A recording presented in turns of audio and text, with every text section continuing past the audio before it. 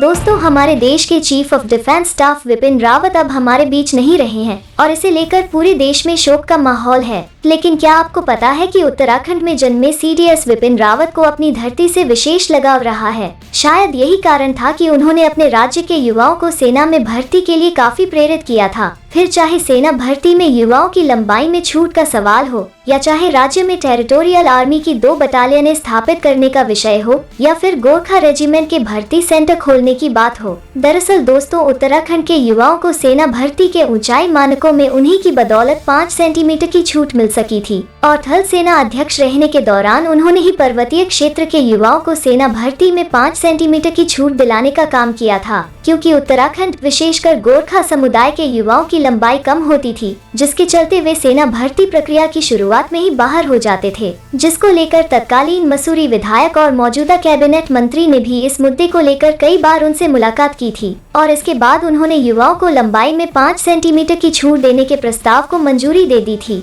दोस्तों, उनके द्वारा छूट देने के बाद बड़ी संख्या में उत्तराखंड राज्य के युवा सेना में भर्ती होने में कामयाब हो पाए थे, जो पहले कम लंबाई होने के कारण बाहर हो जाते थे। इसके अलावा उन्होंने राज्य के युवाओं को सेना भर्ती में अवसर प्रदान करने के लिए पिथौरागढ़ में बीआरओ की स्थापना, गोरखा रेजिमेंट का भर्ती सेंटर खोलने की सहमति और राज्य के दोनों मंडलों में टेरिटोरियल आर्मी की एक बटालियन स्थापित करने के लिए भी सैद्धांतिक सहमति दे दी थी। दोस्तों, एक तरफ उनके जाने का गम लोगों का मन दुखित कर रहा है, वहीं दूसरी तरफ उनका देश सेवा में योगदान एक लंबे समय तक देश भर के युवाओं को सेना में भर्ती होकर अपनी मातृभूमि की सेवा के लिए प्रेरित करता रहेगा।